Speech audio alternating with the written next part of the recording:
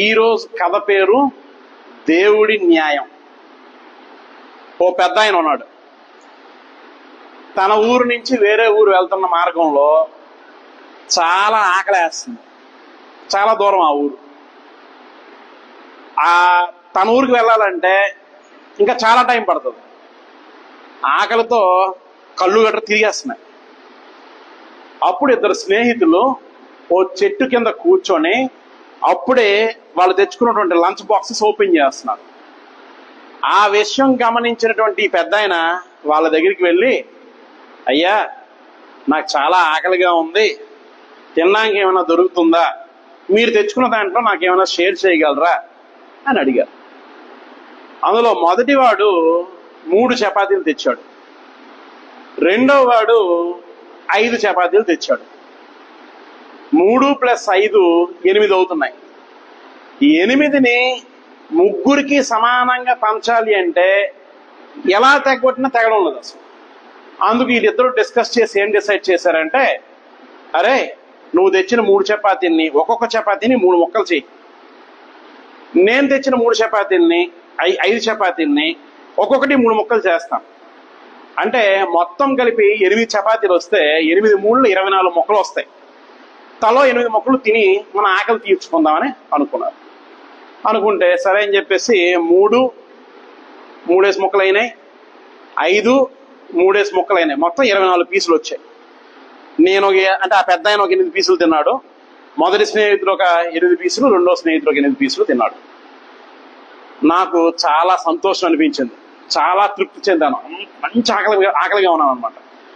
చాలా తృప్తి అనిపించి నా దగ్గర ఒక 8 బంగారు నాణాలు ఉంటే ఆ ఇద్దరు స్నేహితుల్ని పిలిచి, ఇదిగోండి అయ్యా 8 నాణాలు ఉంచుకోండి అని ఆ 8 నాణాలు ఇచ్చేసి ఆ పెద్ద ఆయన అక్కడి నుంచి వెళ్ళిపోయాడు.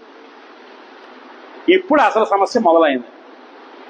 వీరిద్దరు ఏమంటారు, ఆ 5 చపాతీలు ఇచ్చిన ఆయన ఏమంటాడు, నేను 5 చపాతీలు ఇచ్చాను కాబట్టి నేను 5 బంగారు నాణాలు తీసుకొని, నువ్వు 3 చపాతీలు ఇచ్చావు కాబట్టి నువ్వు 3 నాణాలు తీసుకొని ఆ 5 చపాతీలు తెచ్చిన అతను అంటాడు.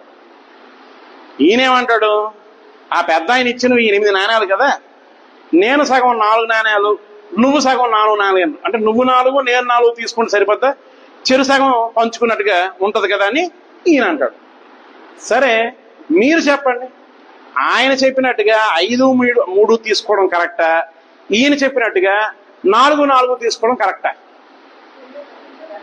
రెండు కరెక్టే. ఏది కరెక్టో మనం చెప్పలేకపోతున్నాం.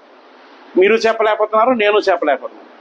అయితే ఈ గొడవ చిరికి వాన అయింది, గాలి వాన అయింది, పెద్దదయ్యి పదన మహారాజు గారి దగ్గర తెచ్చుకుందాం అన్నారు. ఇద్దరు కలిసి మహారాజు గారి దగ్గరికి వచ్చారు, సమస్య అంతా చెప్పారు. మహారాజు కూడా 5 3 4 4 ఈ డైలమాలో ఉండిపోయి ఆలోచించి పొరకు తట్టడంలో పని చేయండి, ఆ 8 నాణాలు ఈ రోజుకి ఇక్కడ ఉంచండి, మీరు రేపు ఉదయం రండి, నేను తీర్పు చెప్తాను అన్నాడు. అన్న తర్వాత ఈయన ఆలోచించాడు. కొద్దిగా మేధావులు ఎవరు ఉన్నారో వాళ్ళందరితో డిస్కస్ చేశారు. కొంతమంది 4 ఇవ్వడం కరెక్ట్ అంటే, కొంతమంది 5 3 ఇవ్వడం కరెక్ట్ అంటున్నారు. ఇవన్నీ తేలక ఈయన ఏం చేశాడు, రాత్రి పడుకునే ముందు దేవుడి గదికి వెళ్ళి దేవుడికి నమస్కారం చేసి, స్వామి మానవ మాత్రమైనటువంటి మాకు ఏది సరైనదో 5 3 ఇవ్వడం కరెక్టా, 4 ఇవ్వడం కరెక్టో మాకు తెలియట్లేదు. కాబట్టి రేపు ఉదయం ఆ తీర్పు చెప్పే సమయానికల్లా నాకు కాస్త జ్ఞానోదయం కలిగించు, మంచి తీర్పు, ఎవరికి అన్యాయం చేయకుండా ఇద్దరికి న్యాయం చేసేటట్టుగా ఒక తీర్పు ఇచ్చేటట్టుగా నన్ను ఆశీర్వదించు అని చెప్పి నైట్ పడుకునే ముందు దేవుడు దండం పెట్టేసి ఈయన నిద్రకి నిష్క్రమించాడు. అక్కడి నుంచి పడుకున్నాడు. మంచి గాఢ నిద్రలో ఉంటే దేవుడి కలలో కనిపించి ఓ సొల్యూషన్ ఇచ్చాడు.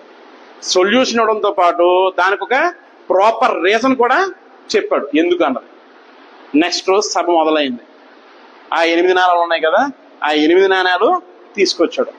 తీసుకొచ్చి 5 చపాతీలు తెచ్చిన వ్యక్తికి 7 నాణాలు ఇచ్చాడు. 3 చపాతీలు తెచ్చిన వ్యక్తికి 1 నాణం ఇచ్చాడు.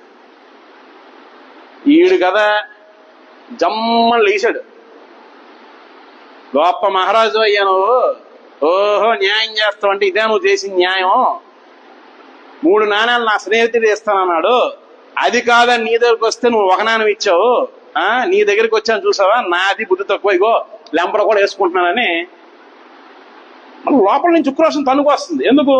4 ఇప్పిస్తాడు రాజు అని చెప్పి నా దగ్గరికి వచ్చాడు. రాజు దగ్గరికి, ఇగో రాజు దగ్గరికి వచ్చాడు. రాజు ఏంటి చేశాడు?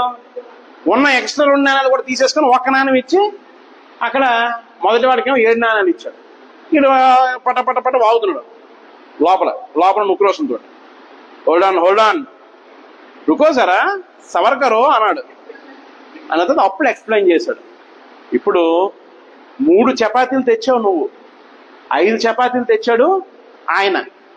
నీ 3 చపాతీని 3 ఒక్కొక్క చపాతీని 3 ముక్కల కింద చేస్తే ఎన్ని వచ్చాయి? 9 ముక్కలు వచ్చాయి. ఆయన 5 చపాతీల్ని 3 ముక్కలు చేస్తే ఎన్ని వచ్చాయి? 15 ముక్కలు వచ్చాయి.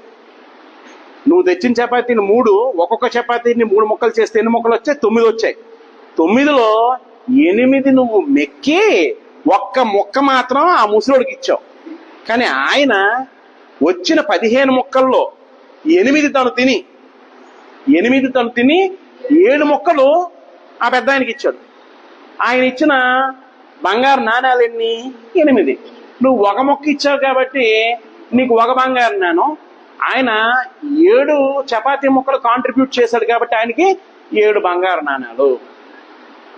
అంతే. మరి ఇక్కడ సభలో ఇంకెక్కడ సౌండ్ లేదు, కేవలం హర్షధ్వానాలు మాత్రమే, చప్పట్లు మాత్రమే.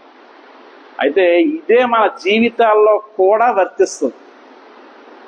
మనం ఏమనుకుంటామంటే అన్నిటికీ దేవుడు సరిగ్గా చూడట్లేదు, నేను ఎంత చేస్తున్నాను నాకు మంచి చేయట్లేదు, ఆడు చేసింది ఏ గుడ్డు లేదు, ఆడికి ఎంత మంచి చేసి ఇంత రాసులుగా సంపదలు ఇస్తున్నాడు అని అనుకుంటాం మనం.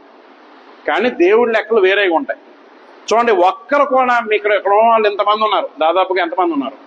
ఓ 30-40 మంది ఉన్నారు ఇక్కడ. ఇంతమంది, ఇంతమందిలో ఒక్కరు కూడా 7-1 రేషియో చెప్పలేదు. అయితే 4-4 రైట్ అన్నారు ఈయన చెప్పినట్టుగా, లేదు 5-3 రైట్ అన్నారు ఆయన చెప్పినట్టుగా. కానీ బియాండ్ దిస్ మనం ఆలోచించలేకపోయాం. కానీ దేవుడి న్యాయం ఎప్పుడు ఇలాగే ఉంటది, కఠినంగా ఉంటది, కరెక్ట్గా ఉంటది. ఓకేనా? Thank you.